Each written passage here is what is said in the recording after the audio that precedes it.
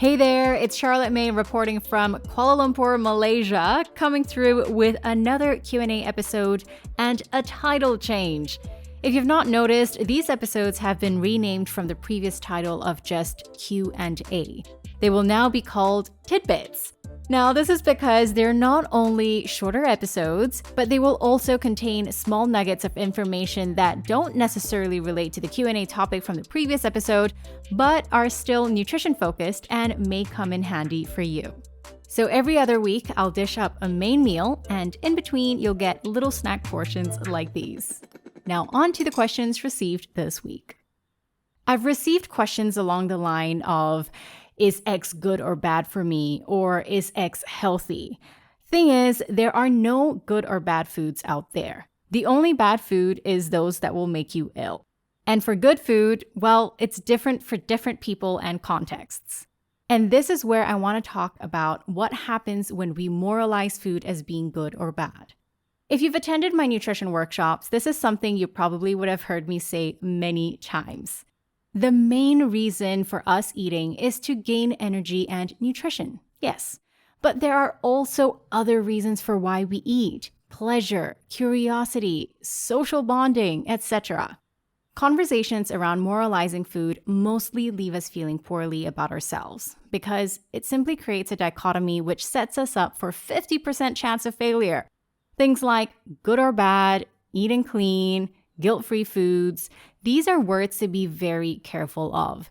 And if you hear a medical professional use these words or follow anyone on social media that uses them too, I would take whatever they say with a big pinch of salt.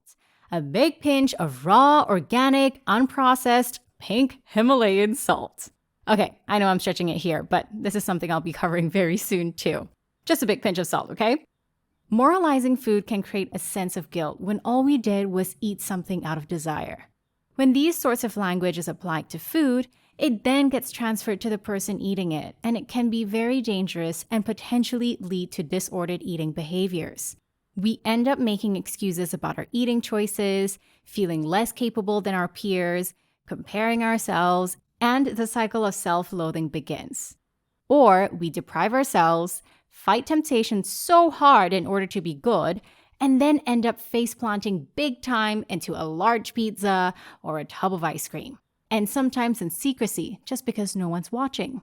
If you faced any of that, you're not alone. I've been in all those situations too. Now, this isn't an episode about disordered eating, so I won't go too deep into it. But for now, I encourage you to acknowledge what your body wants and the reasons for why you're eating a particular food.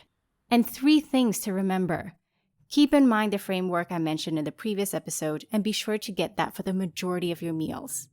Remember to focus on what you can add more of to your meals rather than what you shouldn't be eating. And finally, if you had one meal where you had too little or too much of anything, just adjust accordingly in your next few meals.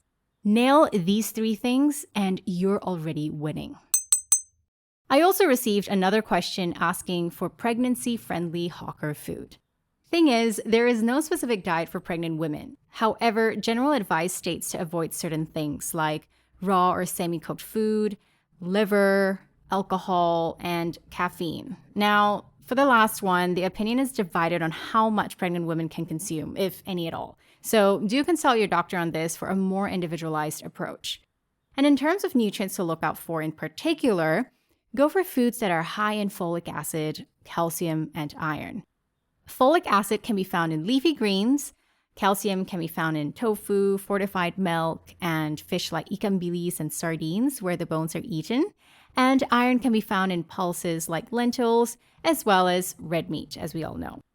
And if you find yourself particularly susceptible to acid reflux, just be wary of spicy and oily foods. Now, I'm not even pregnant and I get acid reflux quite often, so I feel you there.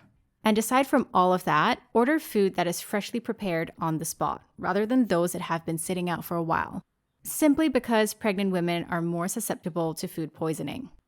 And one last point, because this is something I've heard about, it's cooling foods. I'm definitely doing an episode on this at some point, but for now, just a quick one on this in relation to pregnancy. So some say that foods such as barley, grass jelly, etc. should be avoided during pregnancy because they're cooling. Now, there is no scientific evidence that has proven that these foods would cause issues during pregnancy, so they're completely okay to eat. Prioritize a well-balanced diet with foods from all groups and you'll be good. And if there's anything you may need to look out for in particular, your gynecologist would be the best person to advise you on this. And that's all from me for this episode. See you next week where I'll be tackling the topic of microwaves. Is it safe to use, and how should you be using it best? Thanks for listening to this Q&A episode of In a Bite. If you found this useful, share the link to this episode via text to a friend or on your social media page. For more content, follow me on Instagram and TikTok at The Charlotte May. And also, don't forget to subscribe to the channel and rate it on whichever platform you're listening on, so more people get to know of it too.